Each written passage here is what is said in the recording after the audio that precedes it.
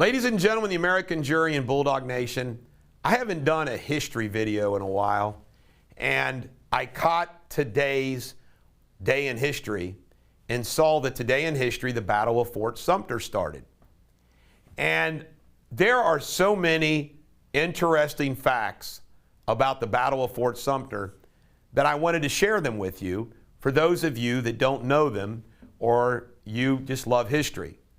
There's an old expression, truth is stranger than fiction, and it's so true.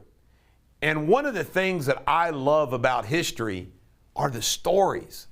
And every once in a while, catches my fancy that I want to share with you some of my knowledge about history that I think you'll find entertaining. Because it's entertaining. It's not boring. Now, I want to begin with this. I went to Fort Sumter when we went on a vacation. My wife and the kids, we went down to Charleston, and it was a terrible week. It was rainy. There was not very much good beach weather. But we did go out to Fort Sumter.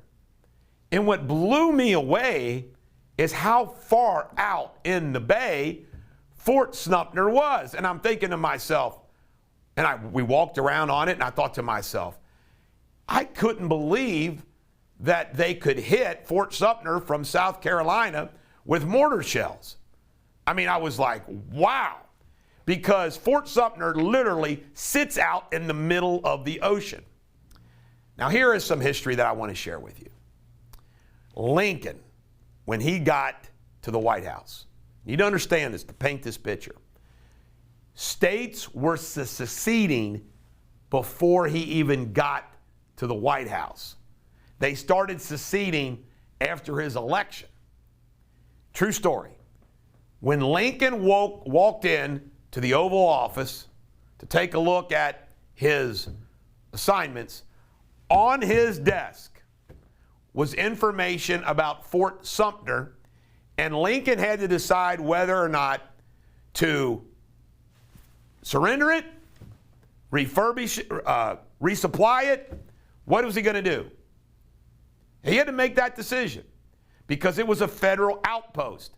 And the South Carolinians, the biggest secessionists, weren't happy about having a federal outpost. Well, Lincoln was not going to surrender it. And Lincoln made it very clear that the first shots of the Civil War were not going to come from the Union. Now, here are some fun facts I want to share. Do you know who was in charge of Fort Sumter? His name was Major Anderson. You know who was in charge of the Confederate forces in South Carolina? Beauregard. Do you know who trained artillery, taught Beauregard artillery at West Point? Anderson. So his teacher is inside Fort Sumter. The student is in South Carolina. Now, legend has it, and there's some people that refute it, that a Virginia secessionist named Edmund Ruffin, you ought to check the picture out of the guy, Google him, he looks like a mean, nasty, angry guy, fired the first shot on Fort Sumter, lit the cannons.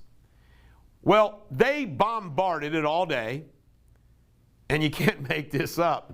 Nobody died except a horse. The only thing that died inside Fort Sumter was a horse. Do you know who else was inside Fort Sumter manning the batteries?